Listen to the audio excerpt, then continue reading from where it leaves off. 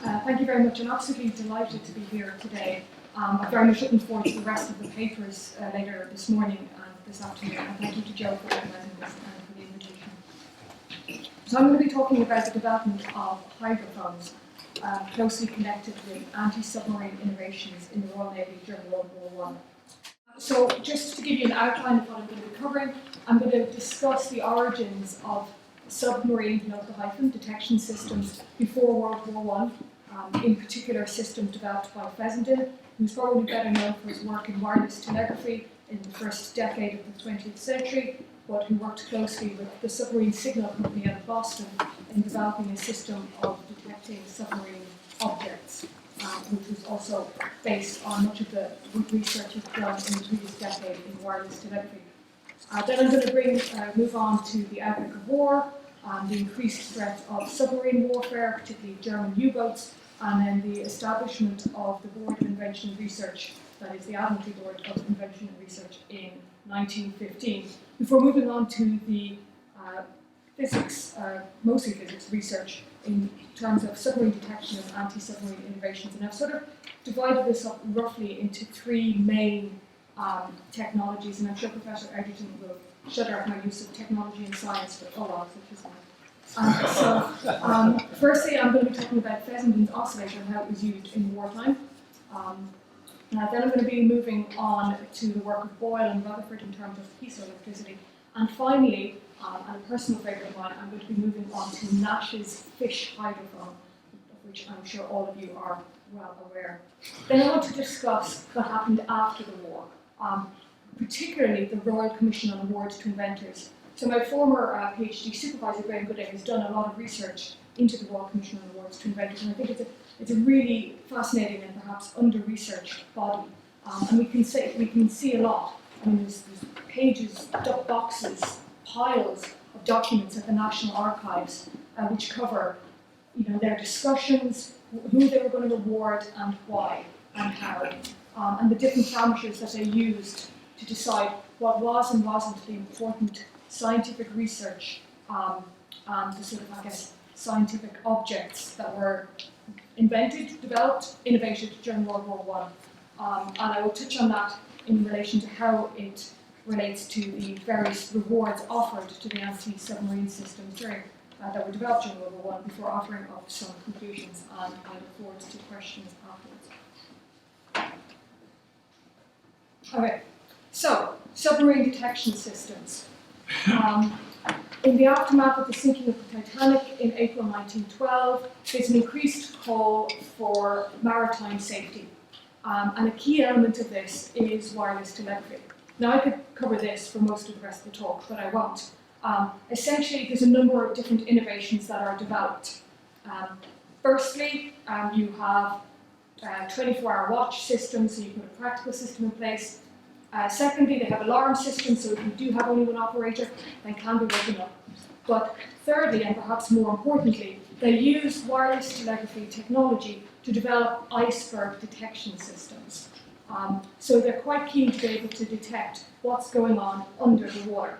That is submarine detection systems, so that is under the water, not detection of submarines.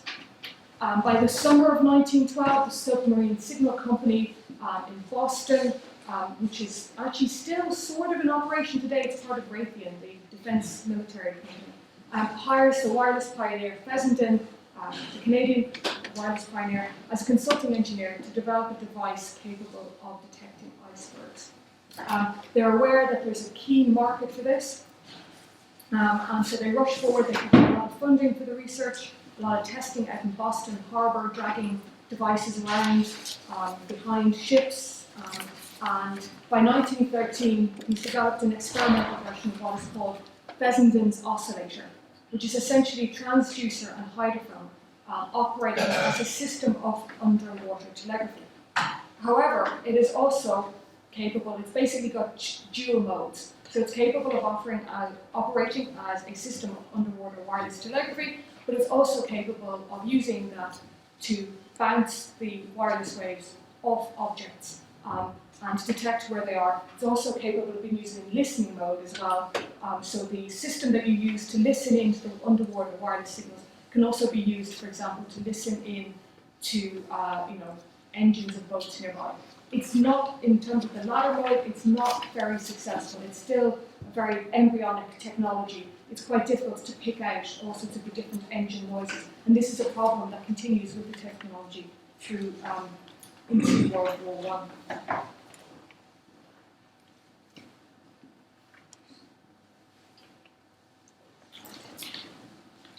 So, what is Fessenden's oscillator? Well, here we've got an image here of how it worked.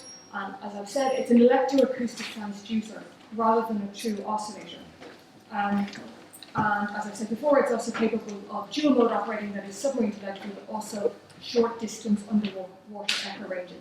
And to use the technical description provided to the Scientific American supplement in September 1915, it uses means of alternation currents acting on a powerful electromagnet which causes a light copper tube to oscillate 1,000 times per second and to impart from a suitable diaphragm waves having a length of 9 feet and clear note 500 times per second. So they are using the terminology of wireless telegraphy as well, with the idea of a note. And indeed, diaphragms are a key, if rather unsexy part of the technology, which I will be discussing later on. So it's an incredibly versatile device, which is capable of both producing and detecting underwater signals and locating nearby objects. And this is demonstrated successfully in 1913 and 1914. And indeed, the device was truly revolutionary and innovative. It was the first successful sonar type, using the term sonar type, I'm not claiming that it is a sonar device, capable of creating underwater sounds and picking up their echoes. However, the Submarine Signal Company was slow to exploit the capabilities of the device.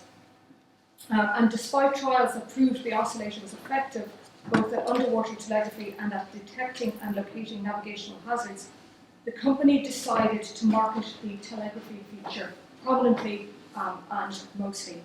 So in 1914, the company began manufacturing and marketing the oscillator as the Fessenden oscillator, and it was this system which they were heavily promoting at the outbreak of World War I. So in June 1914, with the outbreak of some kind of war in Europe seeming inevitable in some ways, the British consulate in Boston wrote to the Admiralty reporting upon the successful trials of the Fessenden oscillator by the Submarine Signal Company in Boston Harbour.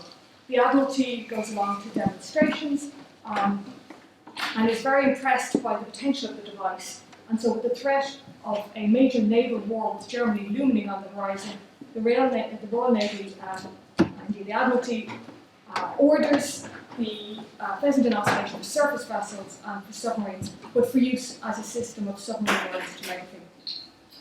However, as soon as war breaks out in August 1914, they change, priorities are changed, and instead they decide that they will limit the installation to submarines only, at least in the initial order. So, at the outbreak of war, the Submarine Signal Company managers and owners are quite apprehensive. They think that, in fact, wartime is going to mean there's going to be a complete lack of demand for their device, and indeed that they are facing up to imminent bankruptcy. In fact, it's quite the opposite. There's a massive, with the threat of U-boat warfare in the Atlantic, there are massive demands for their systems, with one of the first orders coming, as I mentioned, from the Admiralty. US neutrality meant that they could sell the system to pretty much everybody, and they did. They sold it to both the British and to the Germans, and as far as I can tell, it was installed on at least 2 German U-boats during the war. And indeed, it was quite interesting to note that the Imperial German Navy used it in the dual usage mode, that is, to detect objects and as a system of undersea telegraphy, whereas for the most part of the war, the British only used it as a system of underwater signalling. However, it must also be worth noting that state innovation does come into play here. So HMS Vernon, that is the Royal Navy School for Electrical Engineering, as well as also torpedoes, produces a number of innovations during the war that relate to the Fessenden oscillator. So in November 1914, as part of their campaign, naval blockade campaign against Germany, Britain declares the North Sea to be a war zone, with any maritime vessels entering the zone at their risk. And essentially, this forces the Imperial German Navy into their U-boat campaign. So essentially, the ineffectiveness of the restricted U-boat campaign by the Imperial German Navy, as well as the success of the British naval blockade, means that essentially the German surface fleet is limited to regions of the North Sea. So by early 1915, the German Navy is basically forced to pursue a new type of naval warfare, unrestricted submarine warfare against British, Allied, and neutral naval and merchant shipping. Now, that's not to say the British didn't have their own submarines. They did. They've been investing and experimenting with submarines from the late 19th and into the early 20th century. And it's generally reported in the press that there's a certain sort of squeamishness sort of about the Royal Naval use of submarine, that it just wasn't cricket, you know, it wasn't gentlemanly to use submarines. I'm not sure that's quite the case. I believe perhaps that they thought their naval dominance would be best expressed through their surface warships, but I'm sure Don, who's looking at me right now, will be telling us more about that this afternoon. So in summer 1915, as a response to the U-boat campaign, there are 10 Montreal-built British H-class submarines, and they are built, equipped with present in Australia. We've got a wonderful image here of one of the submarines being built under construction in Montreal in May 1915. There's also, later that summer, in July 1915, that there's the first meeting of the Admiralty Board of Invention and Research, which is chaired by former First Sea Lord Jackie Fisher. Indeed, Jackie Fisher, there was a certain amount of tension between Jackie Fisher and other members of the Admiralty, as well as the scientific community, and the nickname for the board was the Board of Intrigue and Revenge. So it wasn't all calm sailing between different interests in the Admiralty as well as the scientific community. So for those of you who aren't familiar with the board, it was essentially established for the purpose of securing for the Admiralty expert assistance in organising and encouraging scientific effort in relation to the requirements of the naval service.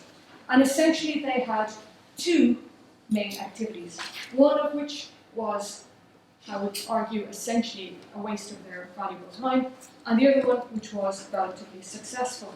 So the first one was that everyone, the general public, pretty much anyone, was encouraged to send in new ideas and inventions which might assist the naval service, particularly in terms of going against the U-boat campaign. Over 37,000 ideas were put forward by inventors in the general public, and I'd say you could count the number of innovations and inventions which were actually of any use on the fingers of one hand. It's quite interesting to note that across the Atlantic after 1917, the Naval Consulting Board in the US Navy had a similar role. Indeed, they were modelled on the British model, and they too had major problems sifting through some pretty crackpot ideas about how the U-boat campaign might be best combated. However, in terms of both naval boards, what was most successful was that they conducted, encouraged, supported, and managed scientific research. And this was perhaps the key activity and outcome of the board, and indeed far more successful and better funded than sifting through ideas put forward by the general public. The committee also liaised with similar committees, including that by the Royal Society, and indeed it included many FRSs such as Rutherford, Lodge, William Crookes, and so on. Although the structure did change over the war, and indeed eventually did become part of the DFA war, it was initially divided up into 6 main sections and dealt with areas of research such as aeronautics, submarines, naval construction, anti-aircraft devices, ordnance, gases, aerophotography, armament of aircraft and bombs, and indeed anti-submarine devices. But in fact, it was the best funded section was that which dealt with submarines and mines, in particular acoustic research, as I've said before, anti-submarine technologies. So, where do we stand during this time? Well, by November 1915, the British submarines were now equipped across the board with pheasant sets, however, particularly for use in the defence of control lines. But however, this was still only in single-mode use for communication.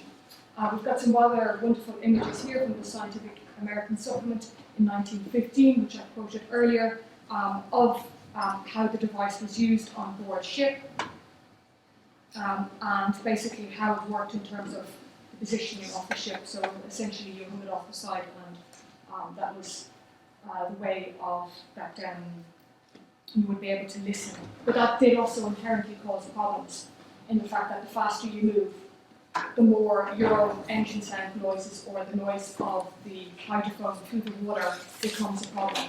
And so separating the background noise from the noise of objects which may or may not be nearby was a major problem in this technology and indeed in hydrophones more generally.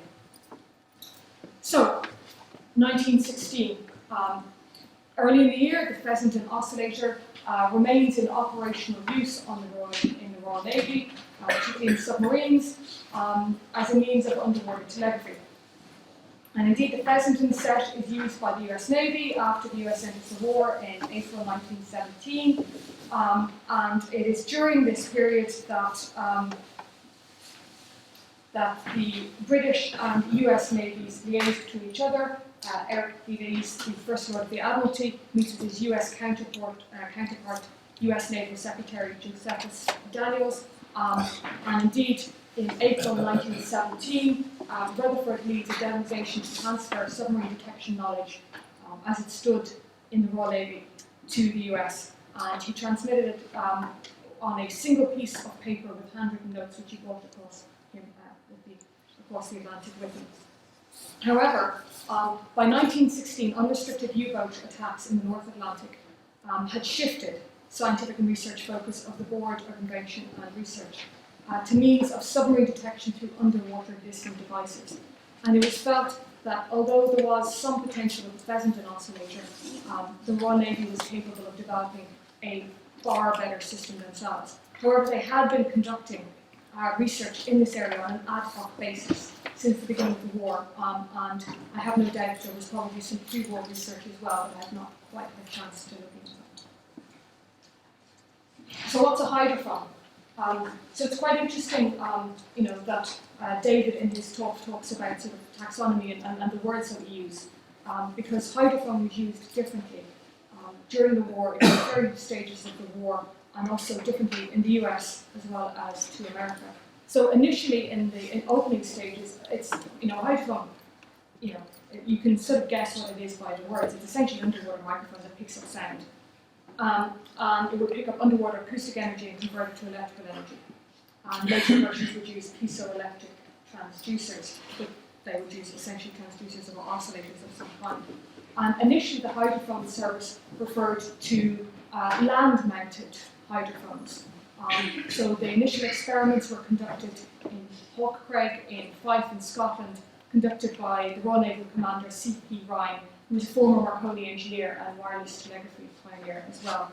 And he was sent up to the remote part of Scotland to do experiments on how they might detect submarine and naval vessels using these sort of devices mounted on land. But however, they later started to develop portable, that is ship-based hydrophones, and indeed these were tested and developed, and they were also called hydrophones. And then the pheasant and oscillator sometimes is called a hydrophone, but sometimes not. So, but I'm going to use the term hydrophone across the board, because for most, but not all, of the historic documents and archival material I've been through, this is the term that is used. So they do start to have success. By April 1916, there's the first known sinking of a submarine detected by hydrophone, which is the German U-boat UC-3 in the Atlantic. And if you're more interested in the hydrophone service as it stood, because I really have only touched upon it here, I would recommend reading the HUSH, or Hydrophone Service, which was published in 1920, published by Mills and Boone. although I would recommend skipping the first chapter, which is a multi-page poem about the hydrophone service. I think scientists perhaps should best stick to research and not to poetry in this example. So, what about the research into anti-submarine detection? So we've got ASDIC, and this is said to have stood for Anti-Submarine Detection Investigation Committee, but it may be that the acronym was used and then the sort of initials came afterwards. It was suggested that Churchill came up with it as something that would sound just not something that no one would look into. And it was led by Robert William Boyle, who is a Canadian physicist, former PhD student of Ernest Rutherford's at McGill, and as soon as war broke out, he began working for the Admiralty. Less than a year later, in July 1915, he became a member of the Board of Innovation and Research, Invention Research even, alongside Rutherford, and began to investigate anti-submarine detection systems. By late 1916, the research team had developed devices, some of them based on the Pheasant and oscillator, some not, were able to obtain ranges, that is, they were able to detect naval vessels of up to 1,400 yards away with good bearing, that is, they were able to tell how far away they were, but also the direction. So it's not much use if you can't tell which direction the object is coming from, and this is something that is a key aspect of the technology throughout the war. And the Royal Navy is ready to try out this new technology.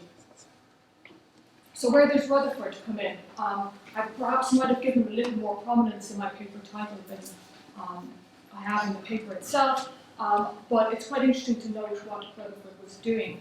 So obviously he's known as the father of nuclear physics, atomic physics even, but at the outbreak of war, he turns his hand to military scientific research for military goals.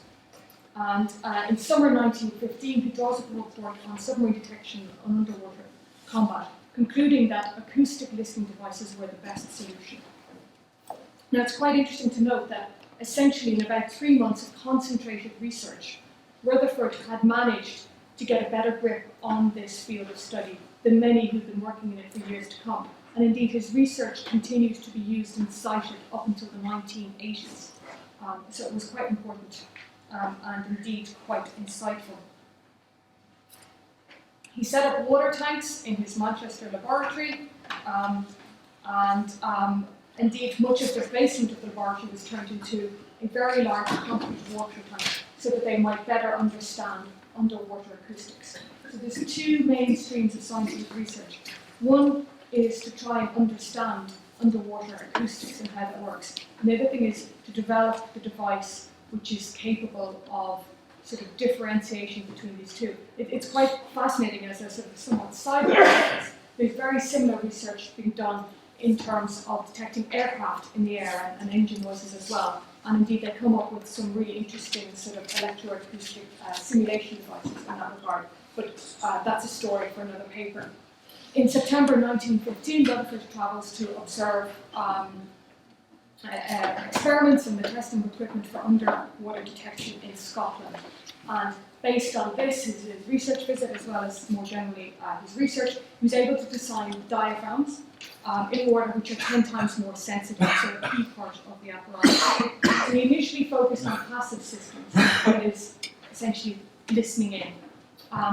But with later experiments developing active systems, that is sending out electromagnetic signals and bouncing them up, experiments in full-scale testing at HAPP, which I've mentioned earlier. He was working with fellow physicist and friend William H. Bragg, and they worked on developing a directional, that is, a hydrophone which could tell distance and direction using piezoelectric materials such as underwater transducers. And indeed, the sole patent which Rutherford held, which was awarded jointly with Bragg and allocated to the Admiralty after the war, was for his transducer hydrophone. And this was the British patent 125446 for improvements in apparatus for detecting the direction of sound in water, applied for on the 2nd of August 1916 and granted in April 1919. However, it was around this time that Rutherford began to work more closely with fellow physicists, including former students and colleagues such as Robert Boyle, and others to develop a more practical acoustic system. By 1917, the collaboration, that is the scientific collaboration and research work, is more broad. So we've got quite an interesting transnational allied research history, most prominently using French physicist Paul Langevin. My French is awful. Langevin, okay. To develop practical systems of echo ranging using piezoelectric transducers. However, it was not until 1917 that these devices were successful. And here we've got a quote from the Admiral of the Fleet, Lord Jellicoe, after the war, published in 1920. And he notes the problem that the noise of the vessel's own machinery and the water passing along the side prevented the noise being made by other vessels being located. And essentially they needed a device which could operate when the ship was moving slowly. They had no hope if the ship was moving quickly, there was just too much background noise and interference.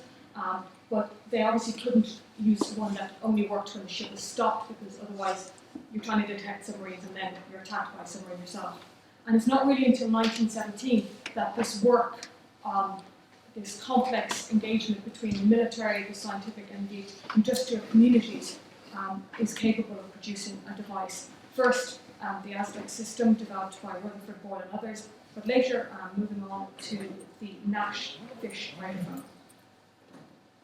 So, as I've said, there were systems developed by Aztec. There were two different, by 1917, there's two different directional systems of hydrophone being developed. One by Ryan, the former Marconi engineer at Hawk, and the other one by the Acoustic Research team. And indeed, in December 1917, there are nearly 4,000 general service, that is non-directional hydrophones in operation on British naval vessels, and 2,000 very Mark I and Mark II directional ones. And this included the most successful hydrophone of the war, which is, as I've said, the Nash fish hydrophone, developed through a partnership between industry, engineers, and the military. So, what is the fish hydrophone? So essentially we have the Nash fish hydrophone. It's called fish as far as I understand it, because in the water they look sort of like a silver type of fish. So these are ones that you would put in the water, and the most important and indeed the most successful was the Nash fish hydrophone, developed by George Howard Nash and his civilian colleagues and fellow telephone engineers at the Western Electric London offices in 1916 and 1917. Their patented system, they applied for a patent in November 1917, which was completed in 1918 and accepted in 1919, and it was held jointly by Western Electric and by Nash and his fellow colleagues, but Nash very much took the fore. And this is part of an overall programme that the Admiralty had requested certain institutions, including the Western Electric Company and the Post Office, to collaborate with them in terms of developing systems of acoustically detecting submarines. So it was an important collaboration between industry and the military, and essentially they created a portable directional hydrophone which was towed by shipping. And by July 1917, this system was in place and it could determine the direction and distance of a submarine by engine noise. And here we've got a rather important diagram. So, the impact of fish. So we've got the diagram of tons, I'm going to read that from the top and I'll read it to you. It's tons of merchant shipping sunk by German submarines. The clear line is British, and the line which goes off the chart are world losses.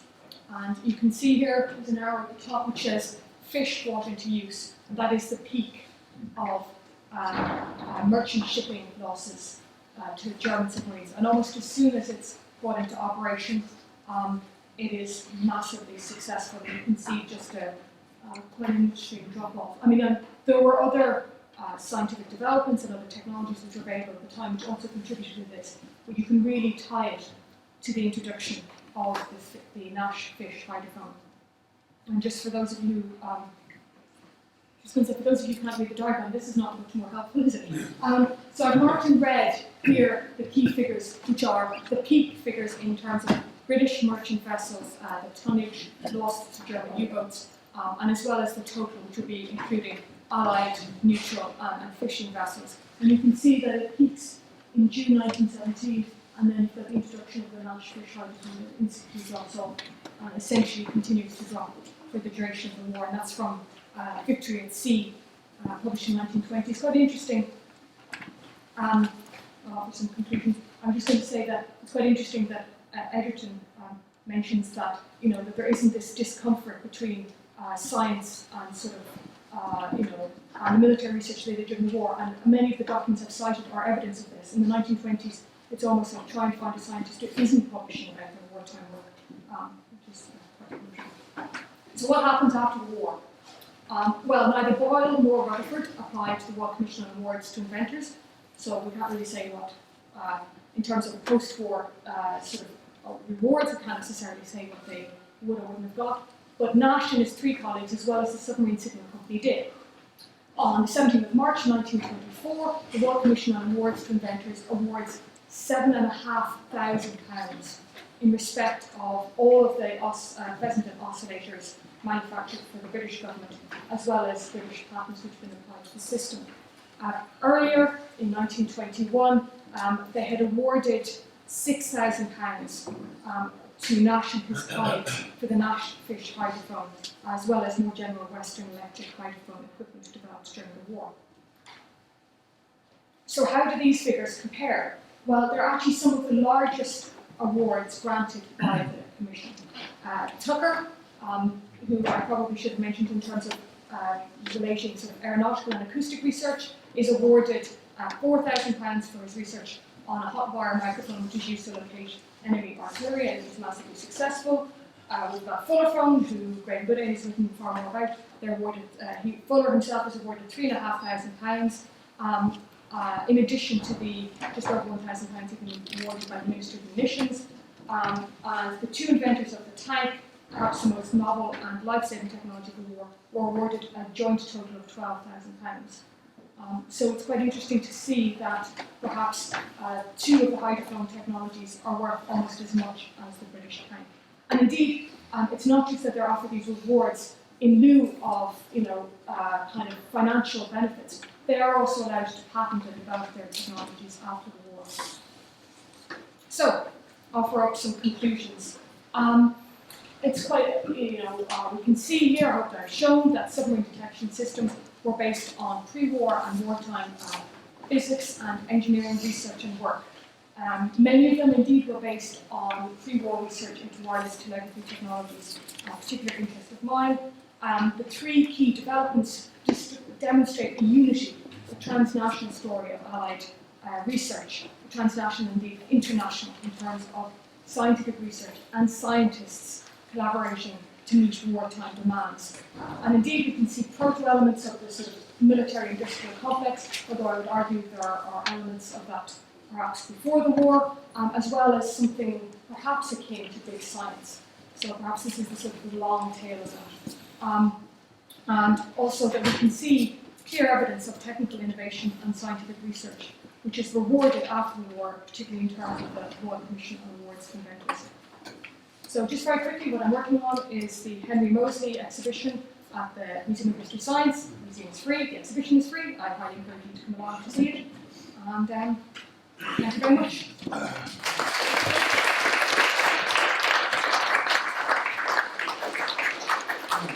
That's a marvellous compliment to David's talk. No chemist in sight. Continuity is the same basic messages as David. Any questions? Yes. Thanks very much for this nice delineation of a development, very chronological, so it's about underwater signaling and ranging. I just left a little bit puzzled when comparing the two talks I heard this morning, while David Egerton basically told us that we have to rethink everything we've heard and read. Your account looking at the substantial research which had been done in the 1980s about hydrophones and acoustics and piezoelectricity, I was really looking for what's the new perspective. So between the lines, there should be a motivation to reconsider this and to say, probably when we look at Guy Hartkapp's work or Heckman's very detailed description of all this, so what's the new perspective? What probably we have some more 30, 40 years of historiography. What are the new questions we might ask? And so just going from the authors of H, Hartkapp and Heckman to K, Sharon Katzir has written in the Royal Society proceeding very nice piece a couple of years ago about Rutherford and piezoelectricity. So, well, this is not to talk to have lots of footnotes, but so what was your main motivation? Were you after some mechanism or some insight which can be learned from this example?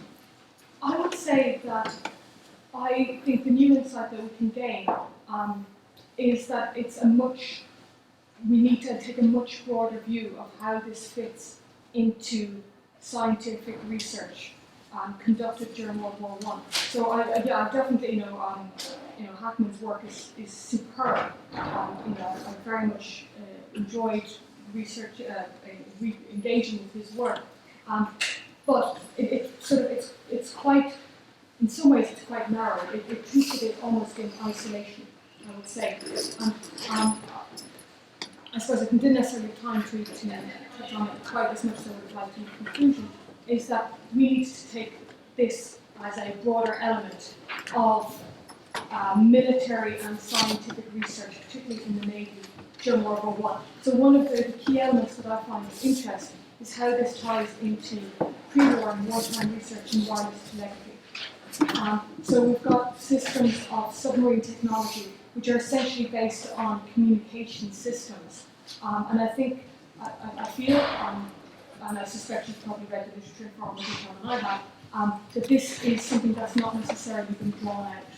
That this kind of, the genesis of the research, and if David will forgive me, technology, is through wireless telegraphy and indeed is part of a much broader spectrum of scientific research that's been conducted on the part and in collaboration with, and indeed by, the Navy. The other element which I find absolutely fascinating is how much innovation comes from within the Navy itself. So obviously in a relatively short paper where I have to sort of give a fairly broad overview, it's not necessarily always possible, but there's, we think we're told the story that, much of the innovation comes from scientific industrial research. And I would argue sometimes not. And that in terms of this technology, as well as more generally in terms of wireless telegraphy technology, a lot of it is to do with innovation coming from within the Navy. So it's not exactly as David argued. It's not that the military and the Navy are not engaging with these new systems, with this kind of these modern things. In fact, they're at the forefront. They're not passive consumers. They're active innovators. Sorry, yes. I thought this peak that you had in one of those grants was amazing, how the loss in shipping dropped. Mm-hmm. But there was one small piece I didn't understand. So how is the invention of the hydrophone connected to merchant ships not being sunk by U-boats? There's some step missing. Do they avoid the ships or do they fight back? Well, it's in two ways. One, it's obviously used by the convoy system. So you've got the Royal Naval vessels which are able to protect merchant shipping through the convoy system, and they're equipped with hydrophones. So between 1916 and 1917, some of the merchant ships are also fitted with hydrophones as well. And so they're able to avoid the submarines, and they're also able to detect them, which means they're also able to, well, not in terms of merchant shipping, but in in terms of the convoy escorts, it also means they're able to attack them better. Because actually, I suppose, I'm not sure, not necessarily true of this audience, the learned audience, but I think generally, I think people think of submarine technology as it stands in World War II, and perhaps not in World War I. And while it's quite a terrifying and indeed effective development during the war, there's also a number of weak points. So if you can detect where a submarine is, they can't stay underwater for too long. They need to recharge the batteries. So they're actually quite vulnerable in many ways, in the way that perhaps they weren't quite so vulnerable in World War II. So, question there. Thanks, Liz, for your talk. I'm curious, because the hydrophone story involves cooperation. Sorry, can you speak up? I'm curious, because the hydrophone story involves so much cooperation, and the Southern Holland committee that advised in 1917 that the IR be abolished and cited examples of how Bragg and Ryan never interacted with each other in Hawke's Craig and recommended that the whole enterprise be placed under the directorship of William Walton Fisher. Is that evaluation unfair with the IR's record when it came to nurturing invention in this story? Yes and no. I would say yes, it is mostly unfair. But there was, as I sort of touched on in terms of calling it the board of intrigue and revenge, there was definitely tension within the committee, both tension between naval elements and scientific elements, and also tension within scientific elements itself. But if we think of it, if we want to engage with the board purely in terms of its outcome, if you've got something like the Nash Fish hydrophone, which is capable, a very effective practical working system, which saves lives, then I would say actually I think that was unfair. But I mean, it's still, you could see maybe one maybe different way of looking at it would be that actually by sort of abolishing it and incorporating it into the DSIR, you're almost broadening the remit rather than sort of shutting it down. But yeah, that's an excellent point. I believe that Norwegian academics were attempting to develop scientific means of locating large shells of fish immediately before the First War, and that some of them were at Cambridge during the war on the same trail. Do you know of this? I confess I haven't come across this yet, but it's definitely something I should have to look into. Thank you. This is usually the point where someone in the audience puts their hand up and says, I know everything about that. So I'm looking at you. Okay, before they do that, for the people here who aren't in Oxford, who don't live in Oxford, could you tell us where the Oxford Museum is and what its opening times are, so we can all go and look at it remotely? Yes, so the museum is open Tuesdays through Sundays from 12 until 5, and it's located on Broad Street opposite Blackwell's Bookshop, or if you don't know Oxford that well, if you ask for the Sheldonian Theatre, it's right next to it. Thank you. Right, so I think we'll move on to the final talk. Thank you very, very much indeed.